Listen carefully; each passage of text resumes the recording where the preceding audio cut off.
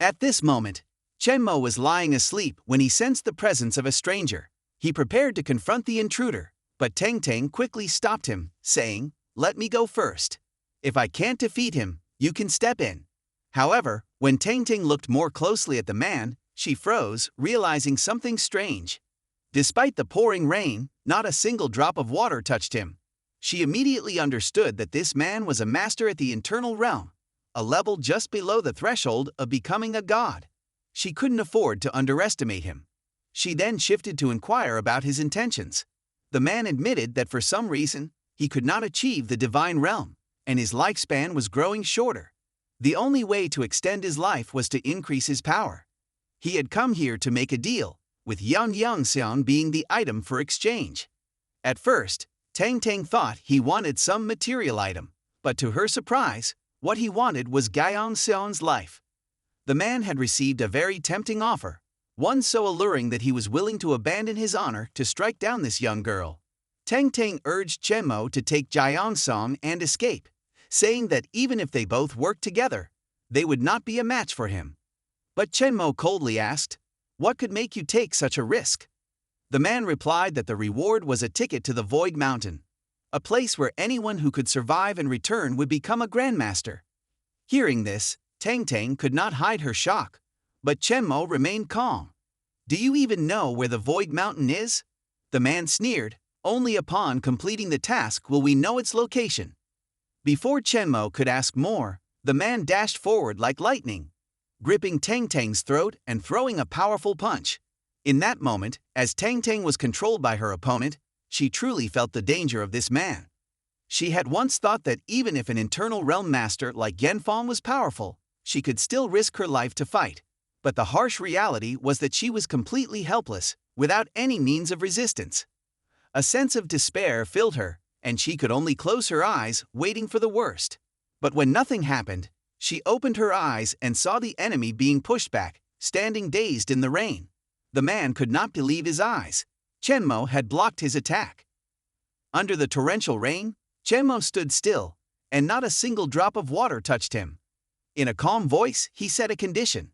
"Tell me who is behind this, and I'll spare your life." The enemy laughed mockingly. "Since I started my journey, no one has dared to speak to me like that. You are the first and will be the last." With that, the man released all his strength and charged at Chen Mo at an unimaginable speed.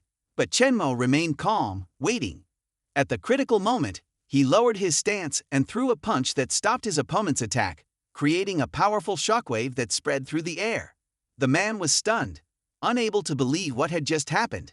"How can you be an internal realm Yanfang?" he exclaimed in shock. "Even if I started training in the womb, I could never reach this level." But after the shock, he became excited. If he could defeat Chen Mo and uncover his secret, he was certain he would reach the Grandmaster realm. Without hesitation, the man immediately used his legendary technique, Thundercloud Palm, creating countless illusions, his arms surrounding Chen Mo. Tang Tang recognized him as Wu Zi, a master who had been famous in the Northwest 10 years ago. Against this legendary technique, Chen Mo remained absolutely calm, using his firm fists to block each of the attacks without leaving any openings. Despite Wu Zi creating many illusions, he couldn't find any weakness in Chen Mo. Cold sweat began to bead on Wu Zi's forehead as he couldn't understand how Chen Mo was able to withstand all of his attacks. Chen Mo smirked slightly and thought, "That's enough." He confirmed in his mind that his experiment had succeeded. Although his spiritual energy was only at the first stage, the quality of his spiritual power was on par with an internal realm Yanfang martial artist. This battle was over, Chen Mo coldly declared, and then immediately executed the first move of the heavenly mysterious divine fist. Spiritual energy erupted from him, swirling in a torrent, and a giant illusion of a battle axe appeared behind him, causing Wu Zi to be so terrified that he couldn't speak. Despite having experienced many battles, he had never seen a martial technique so frightening. Realizing there was no way out, Wu Zi decided to risk everything with one final strike.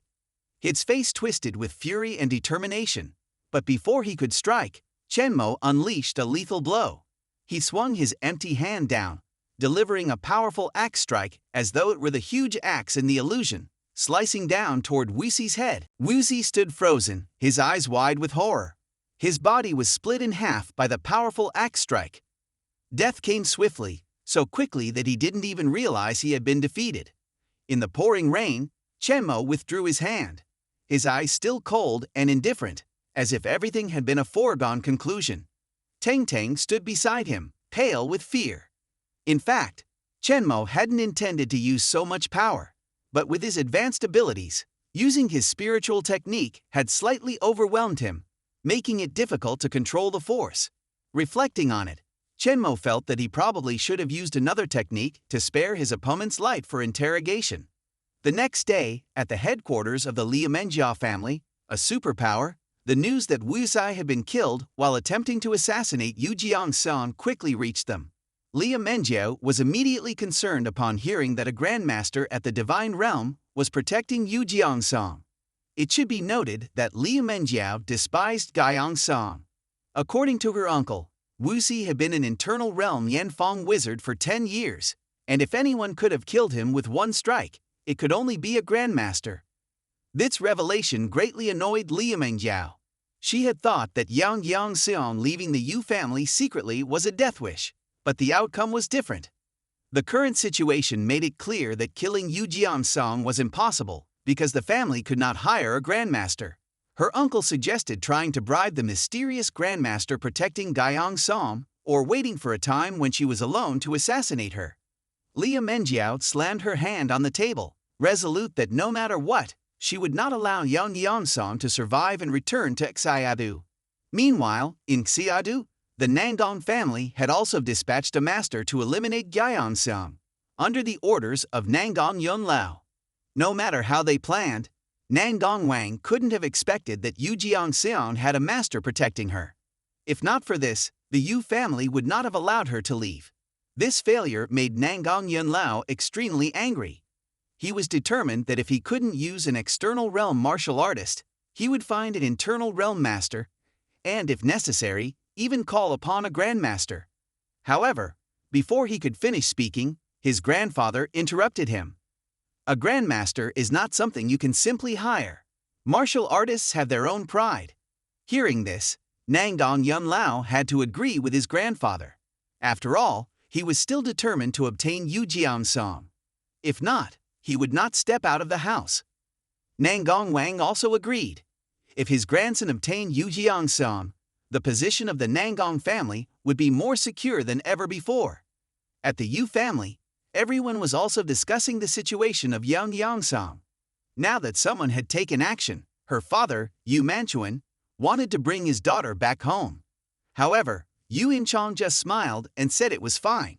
All the people who had tried to attack had been defeated by a mysterious grandmaster, and Jiangxiang was completely safe. Hearing this, Yu Mantuan was astonished.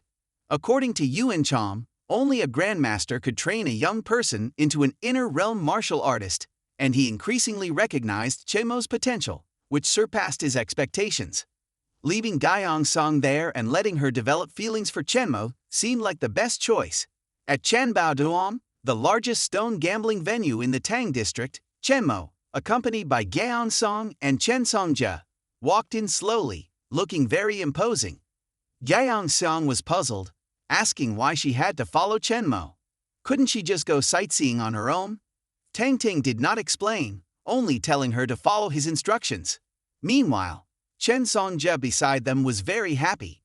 He had sold his house and all his assets to serve Chen Mo. After 3 days, he successfully reached the energy entry stage, and Chen Mo informed him that he had achieved this on the 2nd day. Now, he could step onto an extraordinary path. Chen Mo also reminded him that when in public, he should refer to him as the young master. Then, they continued walking. At this location, Chen Songjia was quite familiar. This was the largest stone gambling venue in the district, where local tyrants gathered to participate in stone gambling. Glancing around, Chen Mo sensed that this place was not ordinary. Meanwhile, Anqiu and her group were also there, accompanied by a chubby young master of a wealthy family. Unlike the excitement of the others, Anqiu felt worried because this was a hobby of local tyrants, and she thought she couldn't participate. She even thought the young master who was with her might protect her. but he simply said that looking wouldn't cost anything, and if they walked around for a while, they might meet someone from the Lim family. When she heard about the wealthy Lim family, Ankyu's eyes lit up. Indeed, she was only interested in material things. Suddenly, someone in the group pointed at Chen Mo, expressing confusion about why he was there. The young master of the Lim family sneered, guessing that Chen Mo was here to try his luck. But this wasn't a place for country bumpkins. In contrast to the disdain of the Lim young master, Yan Murong was very happy to see Chen Mo. She immediately ran over to greet him, thinking he had only come to watch the excitement, but was surprised when Chen Mo bought 2 stones, possibly to give to his father next year. Before things could settle down, the Lim young master stepped forward to pick a fight, asking if Chen Mo could afford to buy stones here. Yan Murong quickly reminded him that they were all classmates, so there was no need to be so rude. Beside her, Jiang Song couldn't stay silent. She asked if these were Chen Mo's classmates, as they seemed overly enthusiastic. Only then did the Lim young master notice Jiang Song, and his jaw dropped. Jiang Song's beauty stunned him because it was rare to encounter such a beautiful woman. Ankyu and her friends were also shocked, wondering how Chen Mo could know someone so beautiful. As for Chen Mo, he only felt helpless. He knew exactly how Yang Song's personality worked. She only liked to create trouble. He didn't want to get involved in any of these problems. In response to Yan Murong's question, Jiang Song smiled faintly and declared that she was Chen Mo's future fiancée. She intentionally showed affection, making the Lim young master and the surrounding people stunned. Ankyu and the others were no exception. Their eyes widened in disbelief at what they had just heard. When Jiang Seong claimed to be Chen Mo's fiancé, everyone froze. It wasn't until Yan Murong asked again and Chen Mo confirmed that the two had broken off the engagement that they calmed down. But that wasn't all. Jiang Seong refuted the engagement, saying that no one had the right to decide for her. At this point, the Lim young master realized she was the Yang Song from the Yu family, and his shock increased. So, she was the most beautiful woman in Xiadu, a famous beauty. Immediately, he pointed at Chen Mo and laughed maliciously, saying that anyone who dared to touch a person like Yang Song would soon regret it. Before Chen Mo could speak, Jiang Song intervened and challenged him. There was nothing she was afraid of, except for the broken engagement. She said that she and Chen Mo were already living together. Her words froze the crowd. The goddess in their eyes had been sullied by an unknown person. Teng Teng was also surprised by Jiang Song's boldness, as it was completely different from her usual cold demeanor. Only Chen Mo understood that Jiang Song wasn't saying this because she liked him. It was mostly because she wanted to stir up trouble. In response to Yan Murong's confusion, Jiang Song insisted, not staying silent anymore. Chen Mo explained that it was just nonsense. Jiang Song was temporarily renting a place from him. He then turned to warn Jiang Song that if she continued to cause trouble, he would send her back to Xiadu. Then he left. Chen Songjie followed closely behind and took note of the 3 young men who had insulted Chen Mo, wanting to teach them a lesson. But Chen Mo told him it wasn't necessary. They were just shallow and thoughtless people. After walking a short distance, they suddenly heard someone calling Chen Mo's name. Looking over, it was Cho Muna. Since their last meeting, his attitude had completely changed. He was now very respectful when greeting Chen Mo. Chen Mo had cured the illness of the Kim Jong-un family, and Cho Muna had completely changed his opinion of him. Having once offended Chen Mo, Cho Muna now wanted to seize the opportunity to make amends. He immediately offered to help Chen Mo look over a few precious stones, hoping he would accept them. Chen Mo gladly agreed, since money handed directly to him couldn't be refused. Just then, the loudspeaker announced that the grand event was about to begin. Without hesitation, Cho Muna quickly invited Chen Mo to attend. Ankyu, standing beside them, immediately recognized Cho Muna and was surprised that he was attending the event as well.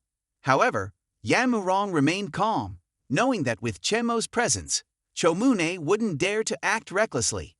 Soon, the hall was packed with participants. On stage, the owner of An Bodang stood up to give a speech, officially announcing the start of the event. The auction began, and each bid had to increase by at least 10,000. The entire group of Chen Mo and Ang Qiu sat down and focused on observing the developments. Chomuna remarked that An Bodang's strength slightly surpassed his own, and was ranked among the top 10 in the industry.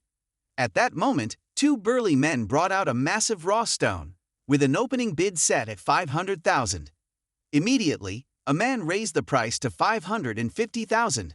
None other than Fang Botong, the richest magnate in the area. Next was Lim Chai, the most prestigious family head of the Lim family. The appearance of this figure caught Chen Mo's attention. According to Chomune, while the Lim family possessed vast wealth, economically, all families were relatively similar. However, this family had an air of mystery that commanded respect. Quickly, Chen Mo grasped the nature of this mystery. It was most likely the elderly man accompanying Lim Chai, a formidable force. Then, another man loudly proclaimed that the raw stone had nothing inside, just an outer shell. This man, Lim Yoha from Donghua, a powerful local figure and rival of Chomuna and Lim Chai, added fuel to the fire. Chen Mo observed him carefully. If he wasn't mistaken, the person with Lim Yoha belonged to a dark sect. Reacting to Lim Yoha's rude comment, Go Jianggan, feeling uncomfortable, intervened, suggesting he leave if he wanted to ruin the event. Lim Yoha merely smiled and retorted, saying they could open the stone to see for themselves. His words implied that the raw stone was just trash, which insulted those wanting to bid. Quickly, Lim Chai questioned Lim Yoha's remark, asking if he was suggesting the bidders lacked vision.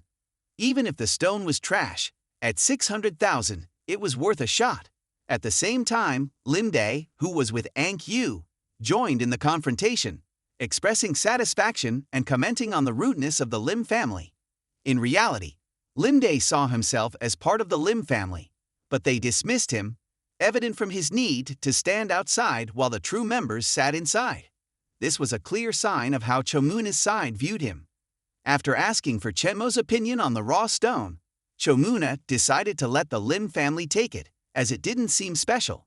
When no one else bid, Lim Chai called for the stone to be opened.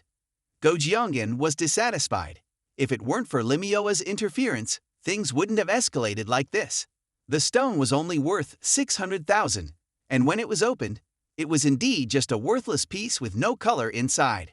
This result made Lim Chai grit his teeth in frustration, while Lim Yoha smugly enjoyed the moment. He commented that if they had listened to him, they wouldn't have suffered such a loss. The second raw stone was then brought up, with an opening bid of 1 million. This time, Lim Yoha made the first bid, raising it directly to 2 million, as he saw that the stone contained a jade with decent purity. Others hesitated, but Lim Chai, angered, raised the bid to 2 million. 10,000, refusing to believe Lim Yoha could be so sure of the stone's contents. Lim Yoha simply smiled and let Lim Chai have it. After Go Jianggan's signal, the stone was opened, and as Lim Yoha had predicted, it contained jade, with a market value of up to 2 million. At that point, Lim Chai began to realize that there was indeed a real master beside Lim Yoha. Chomuna also stood stunned, slowly piecing together the situation, while Gaion Chen beside him remained cold as usual. Meanwhile, Go Jiangyan kept trembling in excitement. He ordered the fifth raw stone to be brought up, and just like before, Lim Yoha declared it contained an emerald, with a maximum price of 800,000. He bid the full 800,000. Despite his disgust, Go Jiangyan had no choice but to accept. If not for the law against killing, he would have cleaved Lim Yoha for 3 days and nights. Suddenly, Chen Mo raised the bid to 1 million, drawing everyone's attention. Lim Dai, shocked, couldn't believe how Chen Mo could afford such a sum. Only Yan Marong, who had always trusted him, believed that if Chen Mo said he would buy 2 raw stones, he could certainly afford them. Nevertheless, Lim Dai reacted angrily, calling Chen Mo a fraud and vowing to expose the truth. Chomuna was also confused at the bid, but he still kept his confident demeanor. At this point, Lim Yoha shot a cold glance at Chen Mo, but then quickly smiled and advised him that the stone was ordinary and not worth such a large amount, suggesting he step back for everyone's sake. Surprisingly, Chen Mo didn't respond to him at all, causing murmurs to rise around the table. Who was this young man, who didn't even give Lim Yoha any face? Chomuna immediately expressed his disdain, saying that if someone was bidding, they should raise the price, and if not, they should leave. In the end, Lim Yoha had to give way to Chen Mo, citing respect for Chomune. Then, he whispered something very secretive to the elderly man accompanying him. Thanks to Chen Mo's bid, Go Jiangyan felt pleased, but just as he was about to close the bid, Lim Yoha raised the price to 1,500,000, halting the process.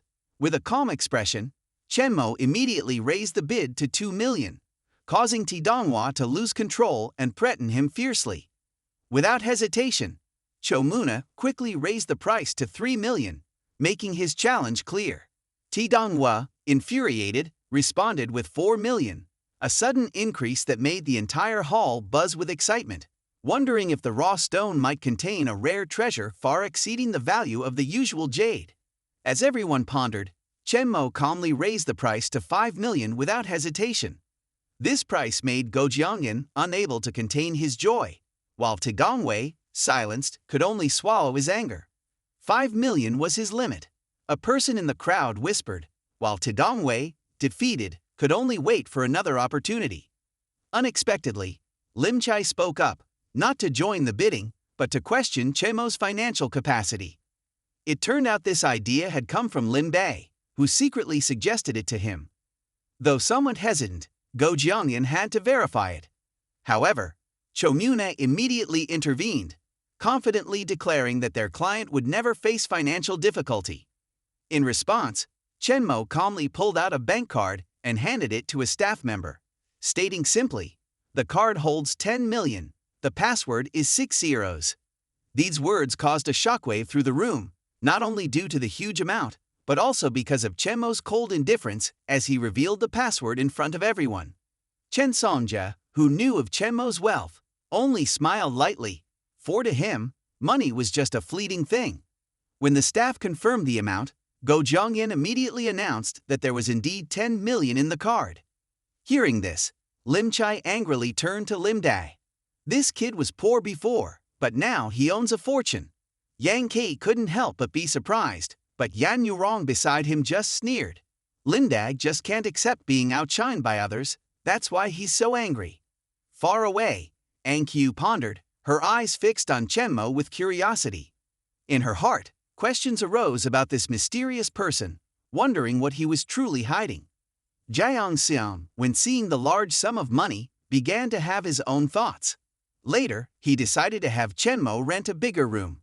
After the scene calmed down, Go Jiangyan turned to Chen Mo, asking if he wanted to open the raw stone right there. When he received agreement, everyone watched eagerly. The raw stone was cleaned, revealing a rare ruby, which contained a perfect red diamond inside. The whole hall erupted in whispers. Everyone speculated about the true value of the gemstone. It was surely worth over 200 million. While everyone was excited, Chen Mo just sighed lightly, as if uninterested. It's just a stone with fire elements. Go Jiangyan suddenly spoke up, suggesting a plot. It seems someone deliberately undervalued the stone to buy it cheap. All eyes immediately turned to Donghua, who had almost succeeded if he hadn't been caught. After returning the card to Chen Mo, Go Jiangyan looked at him with gratitude. "Thanks to you, we exposed his trick." After the auction ended, Go Jiangyan prepared a special gift for Chen Mo. Seeing this, Chomuna jokingly said, "I hope the gift isn't too boring." Go Jiangyan could only smile bitterly at her humorous remark. However, what stunned everyone more was when Chen Mo casually threw the precious diamond to Chen Songjia to hold. The diamond was a blood diamond, an invaluable treasure, but Chen Mo treated it as if it were a trivial item. Yan Miram, witnessing this scene, couldn't help but blush, thinking, "This man is truly different." Meanwhile, Jiang Song was lost in thought. If this diamond is made into a ring, it will surely be stunning. Soon after, the next raw stone was brought up. No one in the room believed the previous person's words anymore. Chomuna continuously consulted with Chen Mo on each gemstone. When it came to the 17th raw stone, Chen Mo immediately bid 500,000, surprising Go Jiangyan. The stone's value quickly escalated to over 10 million, which made Go Jiangyan smile with satisfaction. Finally, Tigong could no longer contain himself and shouted, "I'll buy this for 30 million. But when the stone was opened, it only contained a gemstone worth about 10 million, causing Tidongwa to tremble in anger, but unable to do anything except endure. Chen Mo gently shook his head and said lightly, "This wood spirit gem is only useful for martial artists. It's not worth worrying about money." The auction ended with many people's disappointment. Only Chen Mo kept a relaxed smile. Before leaving, Go Jiangin, Chenka's cousin, invited Chen Mo backstage to receive his gift. Chomuna thought it was just a joke, but the scene in the warehouse shocked everyone. Precious raw stones were piled up, each of high value. To show his gratitude, Go Jiangin generously allowed Chen Mo to pick 3 as gifts, regardless of their value. Although this gift was overly generous, Chen Mo still subtly reminded him to reconsider. But Go Jiangin just laughed. "Pick whichever one, the best one is always the best." Chen Mo smiled lightly and gently asked, "So, is there anything I can help you with?" Skipping the pleasantries, Go Jiangin went straight to the point. "I have an important transaction coming up in a few days, and I would like you to come and provide guidance." Chen Mo nodded in agreement, as the 3 raw stones were enough to satisfy him. Not in a hurry, he began strolling through the gemstone collection to select his 3. The people standing behind couldn't hide their eagerness, watching his every move. Jiang Xiang whispered in worry, "I wonder if he will choose the most valuable one." On the other hand, Go Jiangyin was even more intrigued, eager to see what Chen Mo's choices would be. It didn't take long for Chen Mo to select 3 stones and request them to be opened on the spot. When the stones were opened, all of them contained precious gems, but their value wasn't as high as expected. The crowd began to whisper, "Did Chen Mo make a mistake this time?" However, everyone had to admit that choosing 3 stones with treasures inside was not easy. They all understood that if they were as lucky as him, they would have become millionaires long ago. After things calmed down, Chen Mo and his group prepared to leave. However, just before they reached the door, they were blocked by Tidongwa, his eyes full of hatred. He declared, "Return the blood diamond to me, or don't even think about leaving here." Without hesitation, Chomuna stepped forward to warn him. "If you want to cause trouble, remember that this place is not one for random aggression." Go Jiangyin also became serious. "Our industry always follows rules. Tigongwa's behavior has gone too far this time." Tidongwa refused to back down and retorted, "I haven't broken any laws." At that moment, he looked at an elderly man with long hair, who stepped forward arrogantly. The people around immediately recognized him and whispered, "It's Wang Yangsen." Wang Yangsen didn't waste words. He just looked at Chen Mo and said, "A blood diamond isn't for ordinary people. It must belong to someone who practices cultivation." Chomuna shook her head in exasperation. Both she and Go Jianggan were helpless against Wang Yangsen's authority, advising Chen Mo to comply to avoid trouble. But Chen Mo kept his calm smile. "Is Wang Yangsen really that powerful?" Go Jianggan quickly explained, "He's skilled in magic to exorcise spirits and can even control souls." Chen Mo only sneered. "If he wants the blood diamond, let him trade his life for it." Upon hearing this, Wang Yangsen became furious. "Let's see how you die." He immediately took out a small drum and hit it hard. A cloud of black smoke rose, transforming into a massive ghost in the air, causing the crowd to panic and flee in all directions. However, Chen Mo remained still, as if everything were just a joke. Wang Yangsen roared, "Ghost, devour his soul." The ghost lunged forward, its sharp teeth aiming directly at Chen Mo. The ordinary people around ran in fear, and even Gaian Xiong dared not stay. Chen Sonja rushed in to intervene, but realized that the ghost's attack didn't affect him. Before he could warn anyone, Chen Mo lightly waved his hand, creating a powerful beam of light that struck down, reducing the ghost to ashes. Witnessing this scene, Wang Yangsen was terrified and fell to his knees, begging for mercy, pleading for forgiveness for this summer. But Chen Mo coldly replied, "A person like you who raises demons to cause harm does not deserve mercy." A powerful bolt of lightning struck down, instantly killing Wang Yangsen on the spot. Tidongwei, who witnessed everything, trembled in disbelief, unable to trust his own eyes. He knelt and begged for forgiveness from Chen Mo. Go Jiangyan and Cho Mune could only silently thank their luck for not provoking this young man earlier. Amid the fearful gazes of the crowd, Chen Mo remained calm and said, "It's just a bit of Taoist magic." However, Go Jiangyan and Cho Mune didn't miss the chance to flatter him, calling him a true immortal among mortals. Gaiyang Xiang stood in silence, filled with questions, wondering if Chen Mo was still human. Facing Tigongwei, Chen Mo was not harsh, simply commanding, "Transfer 50 million to my card before tomorrow's sunset, and then leave this land, or I will find you myself." Tigongwei, having no way out, quickly agreed to all the demands, his whole body trembling. Suddenly, applause rang out, drawing everyone's attention. Lim Chai, along with an elderly man, walked forward, pretending to praise Chen Mo. However, Lim Chai's gaze was filled with contempt. "Trash like Tigongwa can't stand in your way." When Chomuna asked if he intended to cause trouble, Lim Chai merely smiled faintly.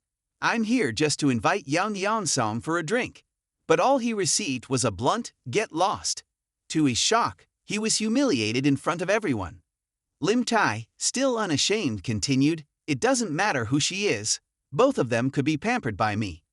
Knowing a confrontation was inevitable, Chen Mo turned to Teng Teng, asking her to test her progress.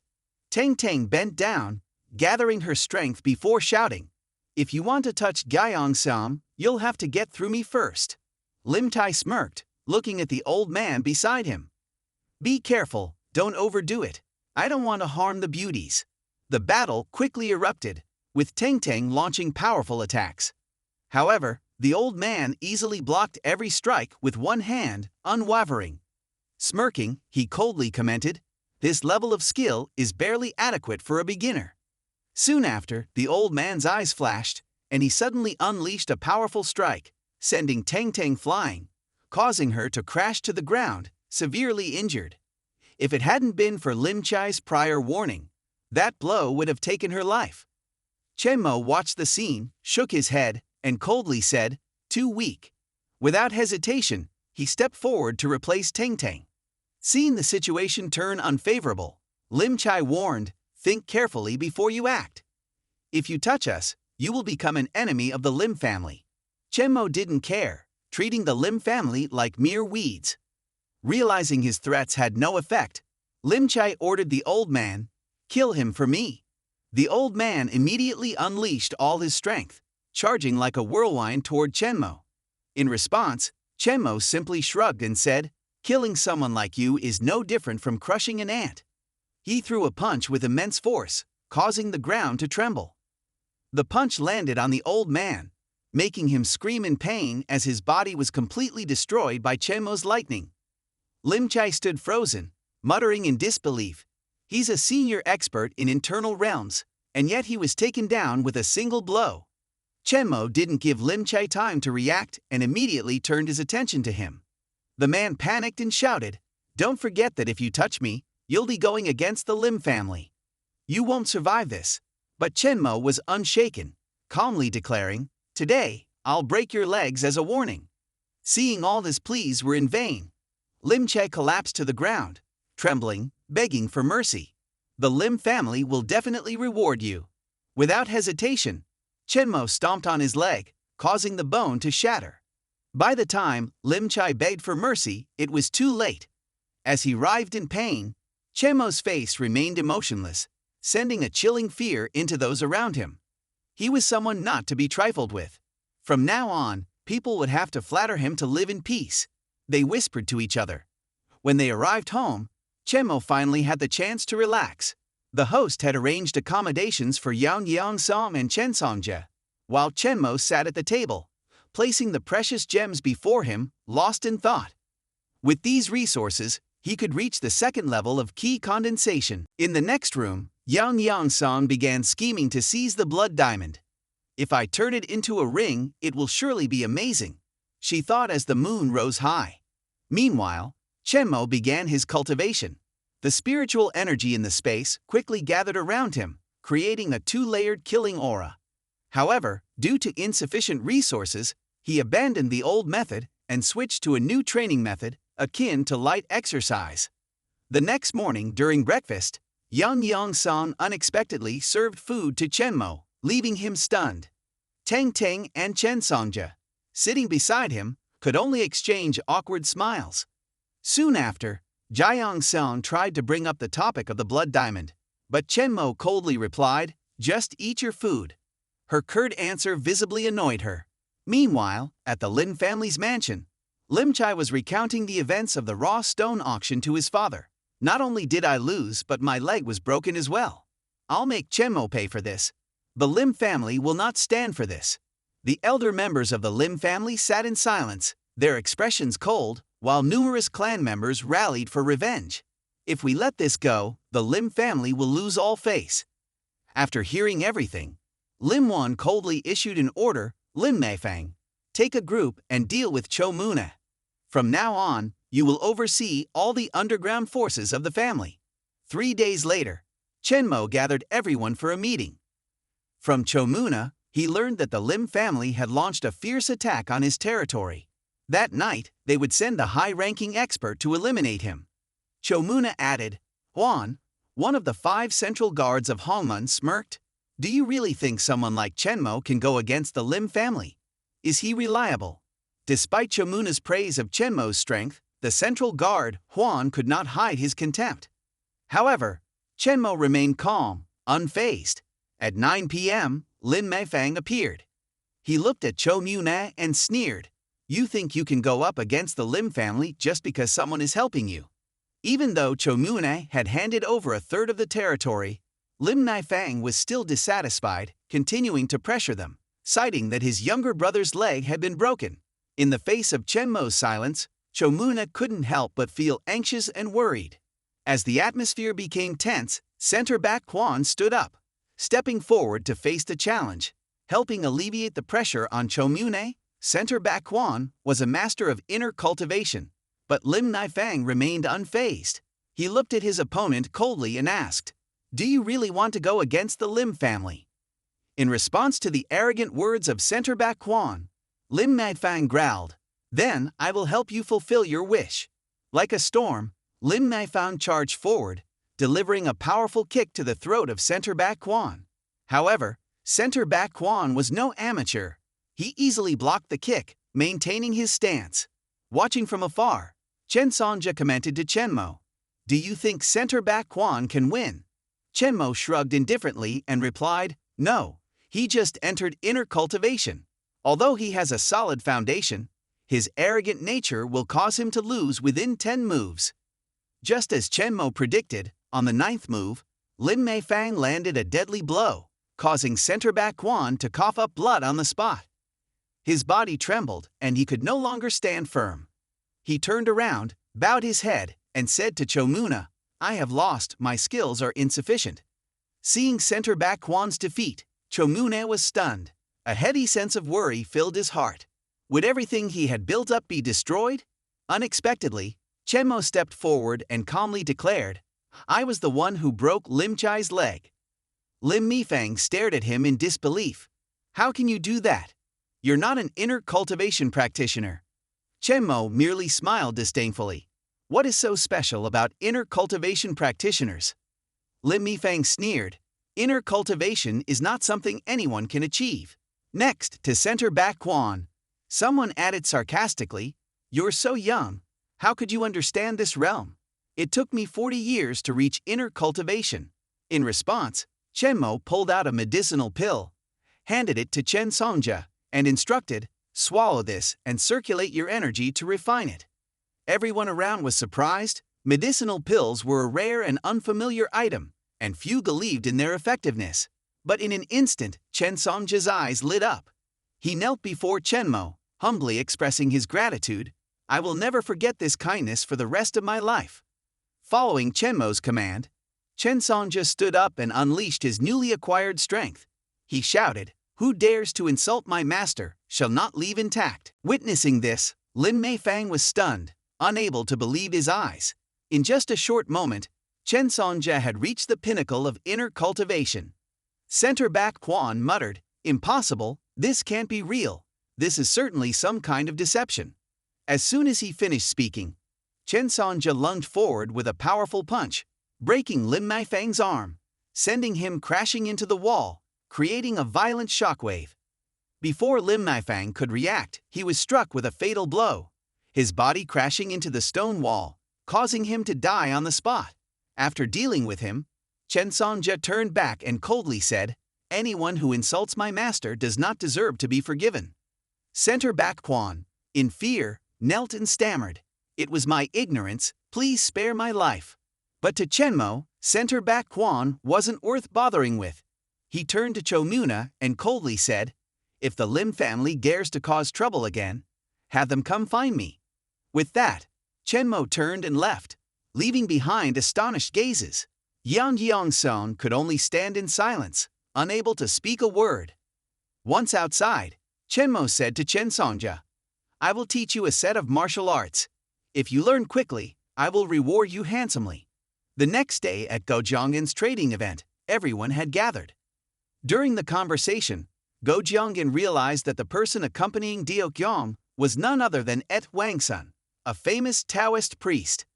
Throughout the event, Chen Mo sharply sensed fluctuations of spiritual energy emanating from Diokyong, indicating that there were still people on Earth practicing cultivation. However, he wondered why orthodox immortality cultivation had nearly vanished, leaving only faint remnants behind. At that moment, Et Wangsun approached a mysterious orb, pointed at it, and shouted, "Open!" Immediately, the orb began to glow, emitting an ethereal flow of spiritual energy. After careful observation, Et Wangsun announced, "This is the relic of a great enlightened being, containing the essence of spiritual energy, which can sharpen the mind and improve sleep."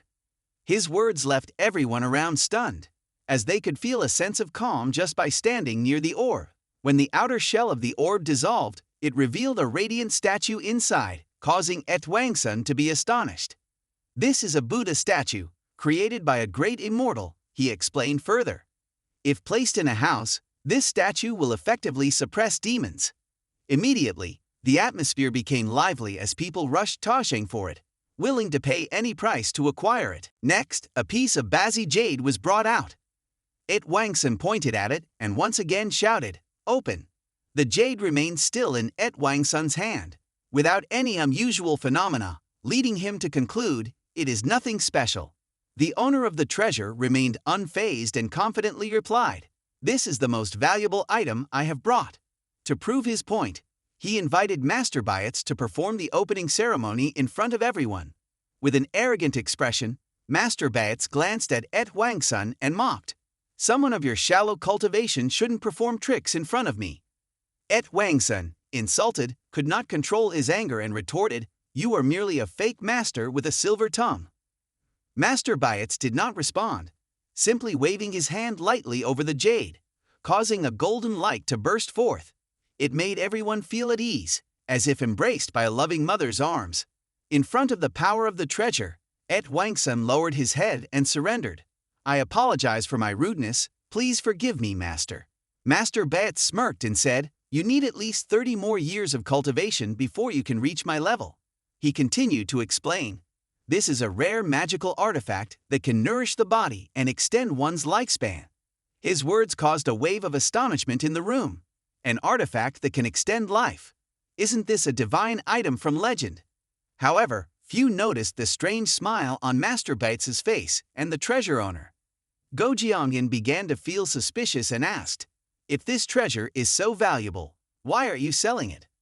The owner of the treasure calmly answered, "Because I have found something better. These are just surplus items." The gazes of everyone began to waver, with many turning toward Chen Mo. However, upon seeing that he was just a high school student, they immediately scoffed and murmured, "Could it be that Go Jianggen is joking with us?" Ignoring the whispers, Go Jianggen kept calm and explained that the items would be evaluated by Chen Mo.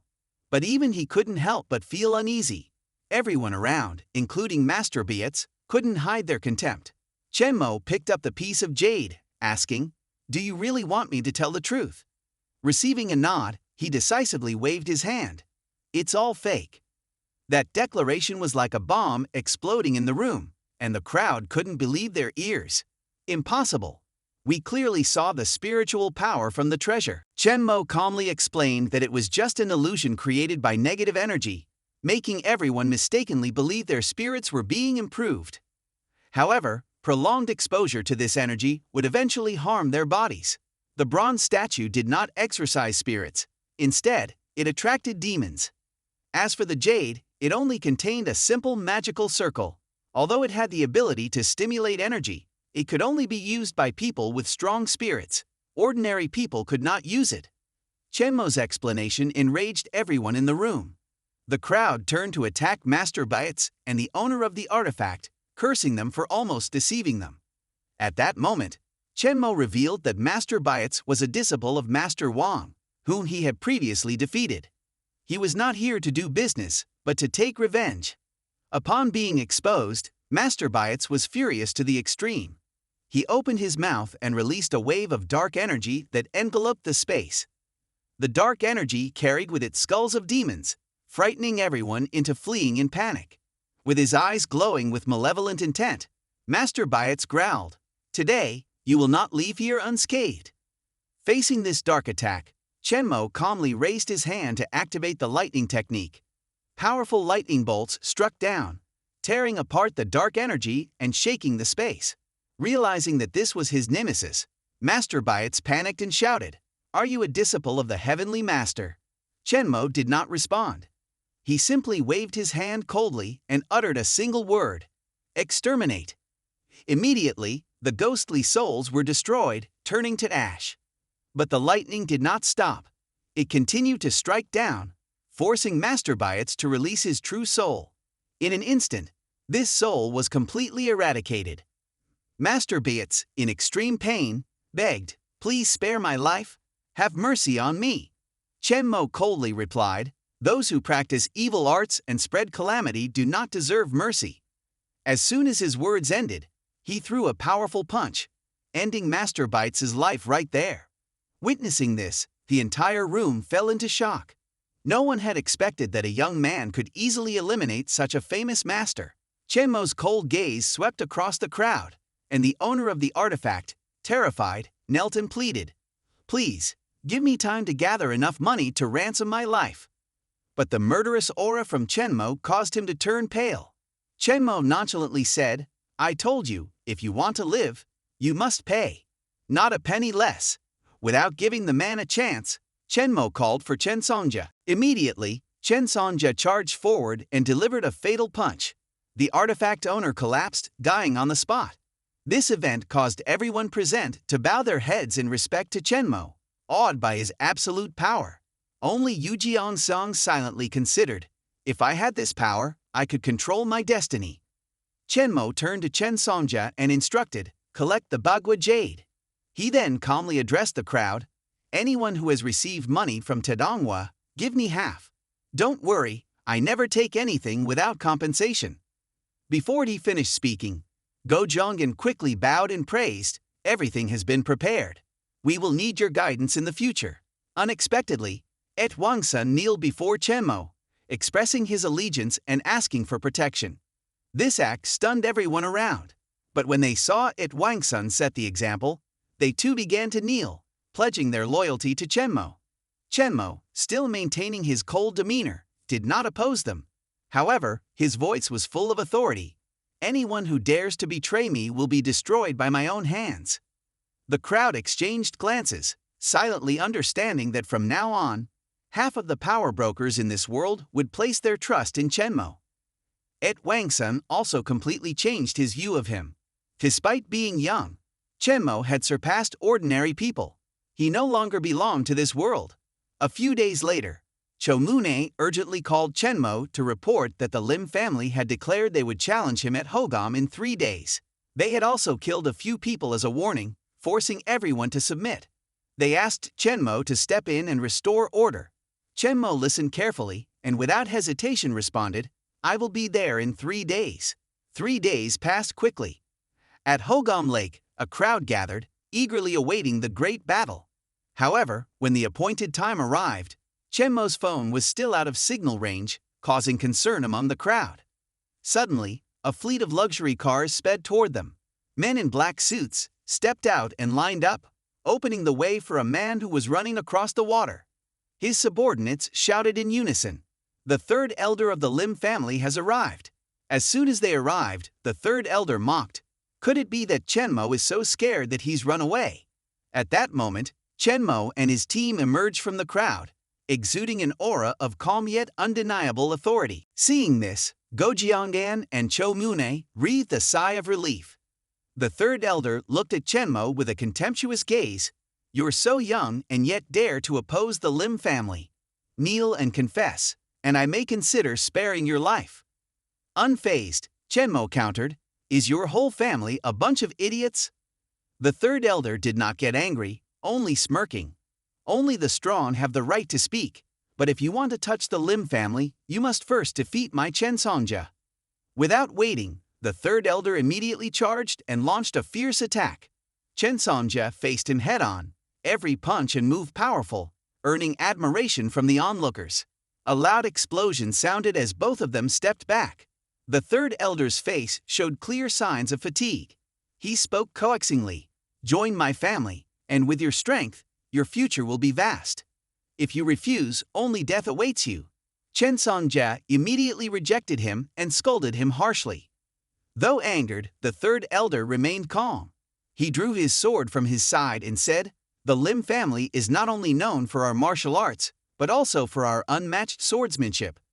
This time, you will not escape."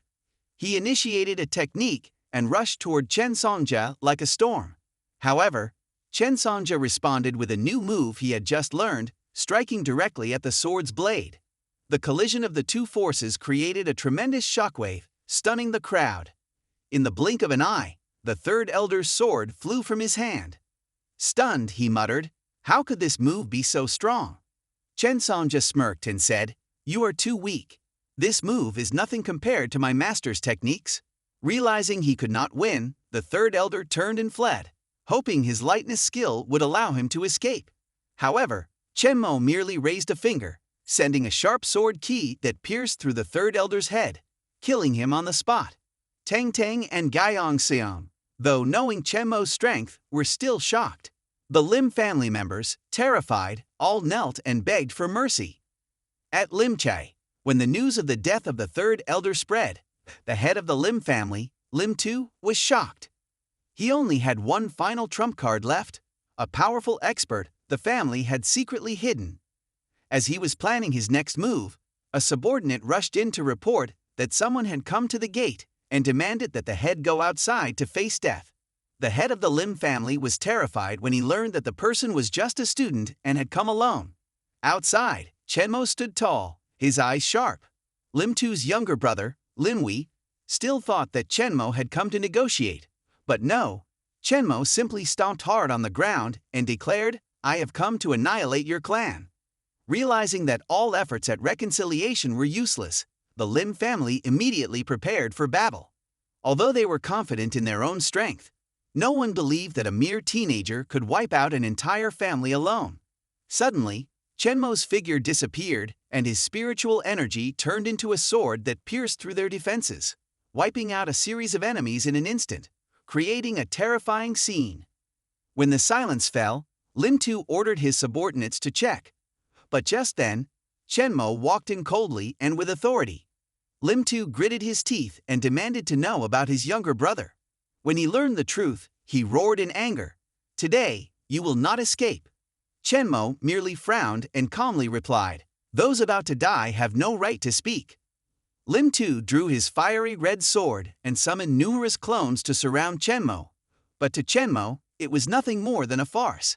As the sword lunged toward him, Chen Mo simply pinched it between two fingers, and then unleashed a powerful spell, sending Lim Tu crashing into the wall. The Lim family members were stunned, never having witnessed such terrifying martial arts.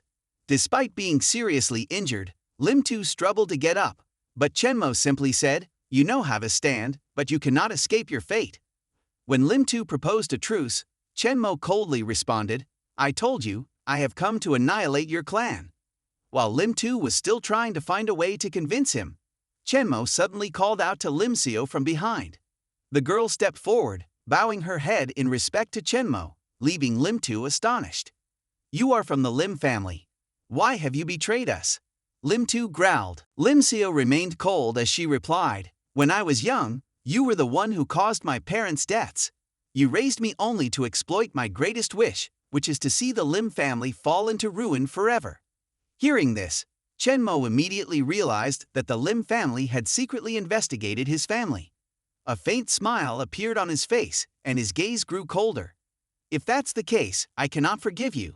Realizing there was no way out, Lim Tu decided to use his last trump card. He channeled all his strength and began burning his internal energy, accepting the price that he would become immortal. After today, I will definitely kill Chen Mo and wash away the shame. He roared, even though he knew that burning his internal energy meant losing his cultivation foundation forever. In his eyes, killing Chen Mo was worth the sacrifice. Despite his opponent's determination to risk everything, Chen Mo remained calm. I will give you a chance. Without hesitation, Lim Tu rushed forward with his sword, delivering a fatal strike from a distance. Lim Seo couldn't help but worry. If Chen Mo failed, the consequences would be catastrophic. However, Chen Mo did not dodge. As the sword neared, he simply threw a punch, as if to decide the fate of the world, striking directly forward. Lim Tu laughed loudly. You plan to stop my sword with your bare hands. You're looking for death. But in the next moment, he realized that Chen Mo's punch contained no resistance at all. Before he could react, his body was torn in half.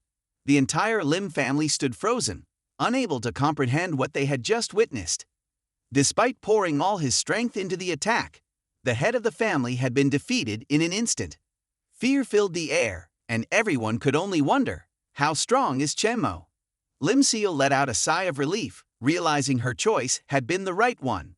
The one she trusted was Chen Mo. Without any leadership left, the remaining members of the Lim family quickly fled. But Chen Mo had no intention of letting anyone survive. He used his spiritual energy to transform it into countless sword blades, piercing through every single one of them, leaving no one alive. The Lim family was completely eradicated. Chen Mo handed over all the family assets to Lim Seo and said, "From now on, this place will be under your management." However, before she could take over, Lim Seo had to kill Lim Chun-ho, the last remaining member. He gave her a rejuvenation pill, saying, "With this pill, your cultivation will rise, and you will have the strength to manage the Lim family." Chen Mo briefly thought about the legal consequences of eradicating an entire family in a single day, but then just smiled. Law rarely cares about such matters. 3 days later, an underground auction took place at Sahi Mansion. Yan Maram was also present, hearing that rare magical artifacts would be displayed. During a conversation, someone mentioned Chen Mo, and a girl mocked, "Chen Mo is just a poor wretch. How could he possibly deserve to be here?" Little did they know, at that very moment, Chen Mo was resting behind the hall. Kim Pee-yun, the organizer of the event, was surprised to see him. He explained, "I've just come from Linview Mountain. I thought I would check out the auction while I was in the area." When Kim Pee-yun mentioned the magical artifacts, Chen Mo expressed interest and asked to see the treasures. Kim Pee-yun happily led him around, allowing him to choose freely. As they passed by a sword, Chen Mo's gaze stopped. He could tell immediately that this was a true magical artifact containing the spiritual energy of a cultivator. He mumbled to himself, satisfaction clear on his face. Holding the sword, he thought, "Once I reach the 3rd stage of ki condensation, I will be able to use this sword to perform the flying sword technique." He then told Kim Pee-yun, "Give me this sword. I will owe you a favor, but I accept that." Kim Pee-yun agreed without hesitation. After completing his goal, Chen Mo left the hall. As he walked out into the lobby, he unexpectedly encountered Yan Nuron and An Ki-yu. Both were shocked to see him, and Kim Pee-yun, the granddaughter of Kim Jong-yoon, was with him. However, Wei Zha-yun's eyes were filled with fury when he saw this scene. He ordered a master beside him to eliminate Chen Mo, considering him nothing more than an insignificant insect easily crushed. That afternoon, Yan Maram, along with Chen Mo and the guards, strolled along the road, enjoying the breathtaking scenery as if it were a dream. Although they did not find the magical artifacts as rumored, for Yan Maram, these moments were wonderful enough. On the contrary, The one whom Chen Mo respected felt weary of his heavy body and wanted to find a spirit herb. However, after a long time, no trace of it could be found. Hearing this, Song Yang-jae's guard had an idea: follow the group ahead, hoping they knew where to find the spirit herb. Those ahead were Wei Ziyun and his master. With grand ambitions, they were not hesitant to use others to achieve their goals. In this situation, they waited for the right opportunity to gain an advantage. Not long after, a large group arrived at the majestic waterfall, a scene that looked like something out of a myth. This place was famous for the red chain fruit, a rare fruit that appeared only once a year and bore only one fruit each time. Whoever possessed it could immediately increase their level in the cultivation realm, whether martial artists or cultivators. Upon seeing the red chain fruit, the master regarded it as already his. He thought to himself that if he obtained it, not only could he break through the Thianquai realm, but he could also dominate all the forces in the area. Wei Ziyun stood beside him, also focused on the spirit herb, while the elderly man with him remained calm, signaling his subordinates to stay still and wait for the right moment. Although the waterfall was mesmerizing, no one dared to act recklessly.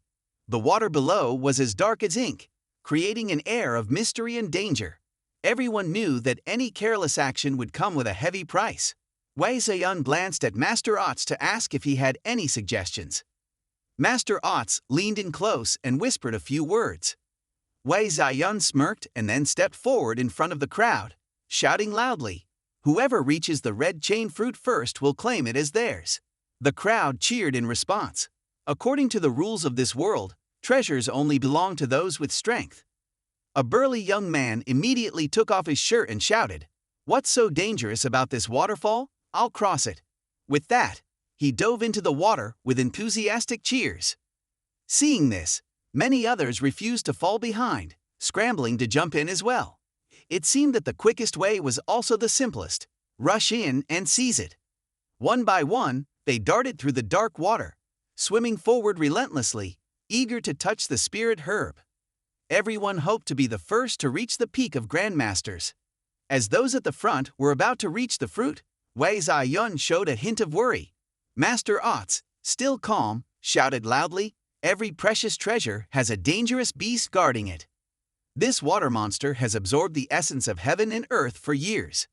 To claim the red chain fruit, you must first kill it." Even after returning to shore, the group was still shaken. If it had been us earlier, we would have been dead under its claws. Master Otz didn't give them time to hesitate and shouted, "Get back in the water and lure it out so I can deal with it." However, no one in the crowd followed his orders. Instead of obeying, they turned and angrily cursed at him. Seeing no one cooperating, Master Otz activated a strange power that released a dark aura. Anyone who was touched by this aura immediately froze, their eyes becoming vacant. He stepped forward and placed a finger on the forehead of a tall man, causing him to collapse on the spot. Master Otz smirked, "Now you've tasted absolute death." Watching this, the crowd became panicked. They realized that his power far surpassed their ability to resist. Forced by the situation, the group begrudgingly jumped back into the water, hoping for a chance to survive. Staying behind would certainly mean death, but at least in the water, they might have a chance. This time, they swam more carefully, trying not to disturb the water monster. But they had not gone far when one person in the group was dragged down into the water. Seizing the moment, the crowd attacked the spot where the monster had appeared.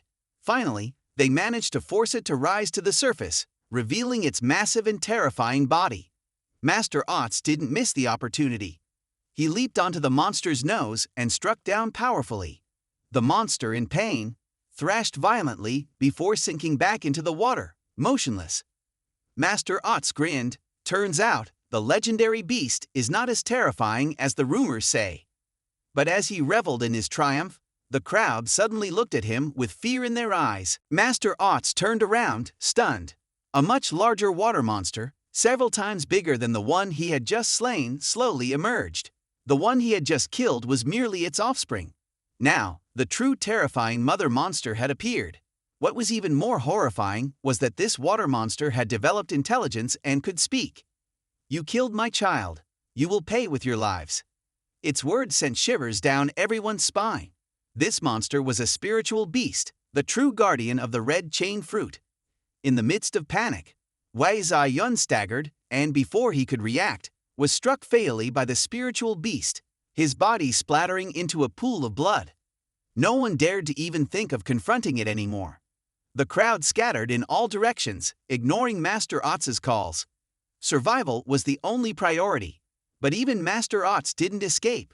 In the blink of an eye, he was crushed by a single blow, leaving only a look of horror in his eyes as he realized his fate was sealed. In the distance, Yan Murong was running for her life when she suddenly spotted Chen Mo walking toward the scene. Panicked, she quickly warned him, "Don't come any closer, it's too dangerous." But Chen Mo just smiled faintly, his gaze full of confidence. "With me here, you'll be fine." His confident appearance in front of the water monster caused not only Yan Murong, but also Song Yeonja and the others to be bewildered. While everyone was desperately trying to flee from the disaster, Chen Mo calmly walked toward the spiritual beast. His deep voice rang out, "If you agree to be my mount, I'll spare your life." The beast roared in fury, ignoring his offer and charging straight at him. "A weakling like you dares to make demands. You are seeking death." Chen Mo was undeterred. As the water monster lunged at him, he swung his arm and delivered a powerful strike. The blow caused the monster to scream in pain, forcing it to retreat quickly back into the water. From the bottom of the lake, its ominous voice echoed, "In this water, you will never obtain the spirit herb. I am the king." The ones who ran are now trembling in fear. "If I absorb the spiritual power from the fruit, even you, Chen Mo, will find it hard to face me." The crowd, already frightened, whispered to one another, "Perhaps no one will be able to claim the treasure." Chen Mo paused for a moment, then looked at the red chain fruit. He estimated that there was only about an hour left before it ripened, knowing full well that if he did not act now, everything would be in vain. Gritting his teeth, he decided to use his final move, even though it would weaken him. Yan Murong, not far away, still had faith in Chen Mo's abilities and quietly watched him. He walked up to the lake and stepped onto the surface as though walking on solid ground. The people around him were stunned, and whispers erupted. Suddenly, Chen Mo's black hair turned completely white, releasing a powerful aura that enveloped the entire area. Without hesitation, Chen Mo struck the water with a punch so powerful that it sent waves crashing, with drops flying into the air like meteors. The force of the punch also reached the body of the water monster, causing it to scream in agony before sinking to the depths. After the strike, Chen Mo wavered, exhausted from the effort. Yan Murong immediately rushed to his side, supporting him with a worried look. He gently reassured her, "I'll be fine after a short rest." Below the water, the spiritual beast had been completely defeated. No one in the crowd dared to defy Chen Mo's orders. When he instructed them to escort Yan Murong safely home, anyone who disobeyed would meet only one end. Those who witnessed his power all bowed their heads in submission, not daring to utter a word of protest. Yan Murong wanted to stay with Chen Mo, but he firmly refused. Finally, she left with Song Yeonja, filled with both worry and trust in him. At that moment, Chen Mo stood before the tree, feeling a surge of excitement. He sensed that the time for the harvest was drawing near. As the fragrant scent began to spread, he knew it was the perfect moment. He needed to carefully pick the fruit and immediately begin the refining process. Without any secret preservation technique, he decided to turn the fruit into a semi-finished pill to maintain its potency. In an instant, the red chain fruit transformed into a delicate pill, radiating a brilliant glow. Not forgetting the remaining leaf, he carefully collected it, a rare and precious spirit herb that few knew about. Not stopping there, Chen Mo returned to the lake, feeling that something was hidden beneath. He used his strength to pull a glittering stone from the bottom of the lake. This was the gem, the source of the deep black color of the water. This gem contained pure metal elemental energy, a very pure attribute, which could help him achieve the great perfection of the metal body cultivation. At another location in the Death Valley, Lim Seo was imprisoned by Gai Yuguang, the protector of the Lim family. Surrounding him were beautiful women dancing and singing, trying to win his favor. Lim Seo tried to threaten him by mentioning Chen Mo's name, but Gai Yuguang only scoffed, saying, "If he dares to come, It will save me the trouble of looking for him. Meanwhile, at the lakeside, a group from the Tianquai sect arrived to take revenge for their sect leader. Chen Sonja stepped forward to challenge them, but after 3 fierce battles, he was unable to defeat Huang Shirong, the second disciple of the sect leader. Huang Shirong intended to end Chen Sonja's life, but his sect leader stopped him, deeming it more important to capture the 2 women beside him. Overwhelmed by the enemy's power, Chen Sonja could only endure and wait for Chen Mo's return. They left a cold message. 3 days later, Chen Mo must appear to receive his death. If not, the 2 women will not survive. The one who issued this ultimatum was Qiansha, the leader of the Tianquai sect. Meanwhile, in a cave, Chen Mo was focused on his cultivation. He had successfully reached a new level of cultivation, and his body was now at its peak. The gem was now refined into his personal magic weapon. The sword from the underground auction had also been fully refined and hidden within his body. After completing the cultivation phase, Chen Mo stood up, his eyes sharp and cold, ready to face his enemies. On the agreed day, the Tianquai sect arrived, but Chen Mo had not yet appeared. Chen Sonja loudly declared, "Chen Mo will come soon, release the captives first." Huang Shirong sneered and coldly replied, "We must see the person before discussing any terms." Losing patience, Qiansha waved his hand, ordering to kill Chen Sonja immediately. Huang Shirong wasted no time summoning a dark soul to devour Chen Sonja's soul. Chen Sonja was horrified, muttering to himself, "Last time, he didn't use this move. This time, it seems he is determined to kill me." Knowing he could not escape, Chen Sonja had no choice but to strike with a powerful punch, forcing Huang Shirong to step back slightly. However, the dark soul surrounded and tightened around him, draining his strength. Huang Shirong smirked, saying, "Let's see how long you can maintain this technique." The energy consumption is not small. As Chen Sonja was losing all hope, a sharp light pierced through the dark soul. Huang Shirong coughed up blood, clutching his chest as he staggered. In the blink of an eye, Chen Mo appeared, accompanied by Giang Song and Teng Teng. Seeing his enemies before him, Huang Shirong sneered and taunted, "If you really are that skilled, show me how powerful your lightning technique is." Chen Mo calmly replied, "If you want to live, you must trade your life for it." As he spoke, the thunder and lightning on his hand flared. Qiansha immediately ordered, "Retreat and release the dark soul." But in an instant, the dark soul of Huang Shirong was destroyed into ashes by Chen Mo's power. Both Qiansha and Huang Shirong became more solemn, realizing that their opponent was not ordinary. Qiansha attempted to offer a truce, saying, "If you agree to become our disciple, we will overlook the past and be willing to teach you everything." Chen Mo scoffed, saying, "You are not qualified to anger me." Qiansha leaped into the air, activating his full power, shouting, "Today, I will show you the terror of the ghost Immortal." He shouted loudly, "Where is the ghost Immortal?" A gigantic, dark hand appeared, exuding immense power. However, Chen Mo remained calm and smirked. The ghost Immortal is never an immortal. With that, Chen Mo unleashed his berserk power, causing the very space to tremble. Although the oppressive aura did not directly harm Qiansha, it was enough to show that Chen Mo had reached the master level. Huang Shirong and his followers were stunned, wondering how someone so young could already be a master. Qiansha took a deep breath, his eyes gleaming with greed, thinking, "He must be hiding a great secret. If I can get it, the Tianquai sect will rise to new heights." Without hesitation, all the disciples of the Tianquai sect launched their attacks on Chen Mo from every direction. Chen Mo remained calm. He raised his hand, activating his skill. A massive thunderball formed in his hand, releasing countless lightning bolts, sweeping through the attackers. The blinding light from the thunderball turned the surrounding space into a bright paradise before quickly returning to darkness. Half of Chen Mo's spiritual energy was depleted, but he had not yet taken down Qiansha. Qiansha screamed in anger, "If I don't kill you today, I will no longer be human." He then summoned the Hosen Grand Formation, releasing a thick stream of black mist.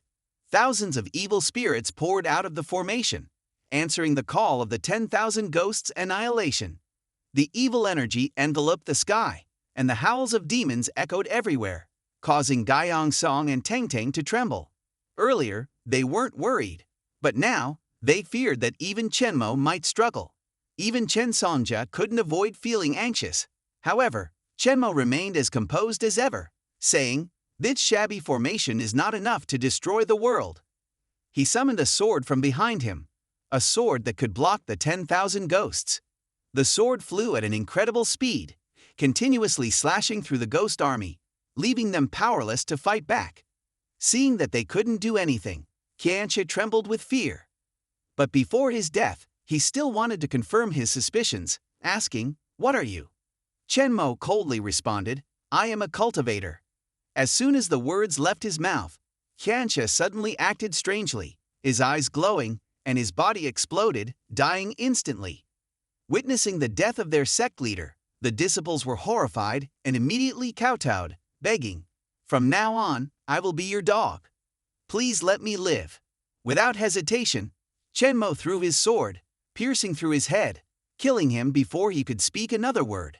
After finishing the task, Chen Mo turned to Chen Sonja, assessing his injuries.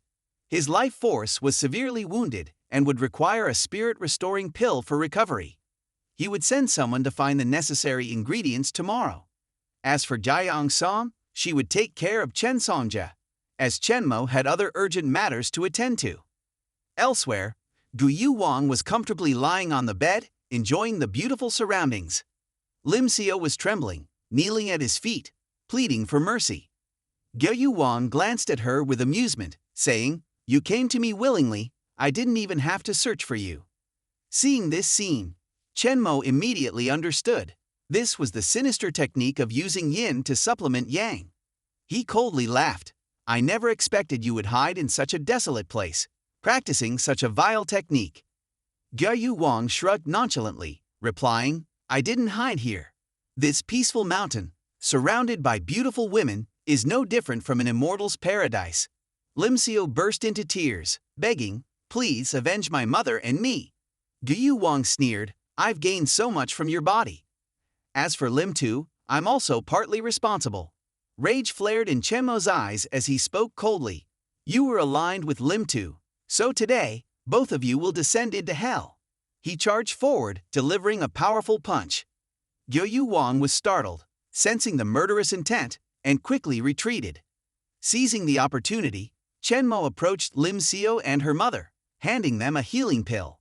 He knew that Guyu Wang had long reached the Grandmaster stage with a powerful protective aura, but Chen Mo remained undeterred. He stood firm, facing Guyu Wang, and threw a forceful punch. Guyu Wang quickly tried to defend himself, but his face turned pale when he realized his protective aura had been shattered. Upon seeing Chen Mo's flying sword, Guyu Wang was stunned. "What kind of hidden weapon is that?" Chen Mo firmly held the sword, his gaze as cold as steel. He calmly replied, "This is not a hidden weapon. It is the life sword of Kim Sun." Guyu Wang furrowed his brow in doubt. "Kim Sun? That's just a legend. How could it possibly exist in the real world?" Chen Mo only sneered, offering no further explanation. He stood firm in midair, his aura swirling around him like a fierce storm. His cold voice echoed, "I have killed immortals and slain dragons. Do you think you're worthy of questioning me?" With a whisper, Chen Mo raised his sword and said, "This sword is called Chamqian." Guyu Wang roared and unleashed his yin-yang destruction strike to block the attack, but his technique was torn apart in an instant. With a single strike, Chen Mo severed his shoulder, blood pouring out, causing him to collapse onto the ground.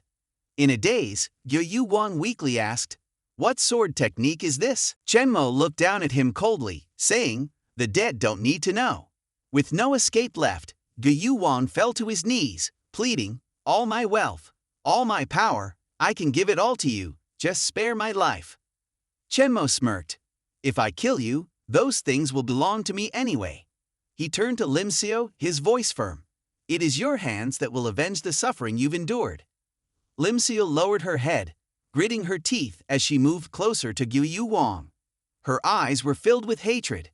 The other girls imprisoned there were also given to Lim Xio by Chen Mo to rescue, and she was tasked with confiscating all Guyu Wang's wealth.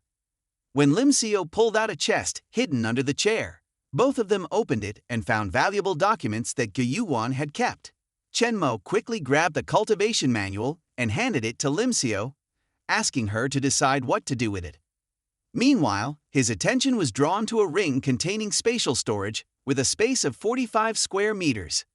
The attached cloth revealed that the ring came from Mount Hucom. Mysteriously, Chen Mo recalled the saying that whoever could enter Mount Hucom would reach the Grandmaster stage. With greater determination than ever, he realized that he had to embark on a journey to find cultivation resources. With only ordinary spiritual energy, he couldn't progress far on the cultivation path. At Chomuna's villa, all the herbs needed to treat Chen Sonja had been gathered. It was truly convenient with wealthy supporters. Chen Mo didn't forget to reward the herb gatherer with a vitality pill to maintain strength over time. When Go Jiangan hinted at asking for more pills, Chen Mo bluntly replied, "I've used up all the collected materials. I'll refine them for you." He also made it clear that most of the pills would be kept as compensation for the labor, which was completely reasonable. During the conversation, Go Jiangan mentioned an upcoming summit, where the most powerful figures would gather. "With your status now, you'll definitely have the chance to crush Manjang No." Just hearing that name made Chen Mo's anger flare up. In his past life, it was Manjang No who ruined his family. In this life, he would not let him live. Chen Mo ordered Go Jiangan and the others to go ahead while he would follow later. The next morning, Chen Sonja was still weak in bed, but Chen Mo had given him a recovery pill to speed up the process. Sure enough, by the evening, he had regained his strength and was extremely grateful. Not only had he recovered, but his abilities had also increased. "If I had more time, I would have reached the transformation stage already," Chen Sonja promised. "In 3 months, I'll definitely become a grandmaster." Suddenly, Chen Mo raised his hand and gently said, "No need, you can transform now if you wish." Under Chen Mo's guidance, Chen Sonja proceeded to break through to the Grandmaster stage. Thanks to Chen Mo's help, the large amount of internal energy within Chen Sonja was quickly filled, upgrading his body and allowing him to step into the true Grandmaster realm. The next morning, as soon as Tengting saw Chen Sonja, she sensed his powerful aura and confirmed that he had reached the Grandmaster stage. This amazed both her and Gaiyang Song. Jiang Xiang fell into deep thought. A month ago, Chen Sonja, like her, had been an ordinary person. Now, he stood at the peak of the martial world. The more she thought about it, the more she realized that the title of most beautiful woman was meaningless. She couldn't escape the cycle of life and death. Only by following Chen Mo could she control her own fate. The next moment, she was standing in front of Chen Mo, leaving him puzzled. Unexpectedly, she kneeled and bowed to him as her teacher. "Teach me your methods, and I'll accept anything." This made Chen Mo reminisce about the past, but he quickly declined. Despite Gaiyang San's determination, she still lacked perseverance. Speaking of perseverance, Gaiyang Xiang, a noble young lady, was willing to give up everything to become his servant. She was ready to serve him tea, pour water, and make the bed, until Chen Mo agreed to take her as a disciple. However, Tengting, who knew better, understood that Jiang Song wouldn't actually do such things. Hearing this, Chen Mo sighed softly, thinking, "I'm afraid she won't bow down as I thought." That night, as Chen Mo was meditating, there was a knock at the door. The person who entered was Gaiyang Xiang, dressed in thin clothing, a bit shy. Before Chen Mo could say anything, she lay down beside him, her body displaying seductive curves. However, after a long while, nothing happened, and the atmosphere grew awkward. The next morning, as Chen Mo left the room with a glum expression, Gaiyang Song followed him out, looking equally downcast. It was clear that nothing had happened the previous night. This surprised Tengting, who thought that any other man would have already pounced on her.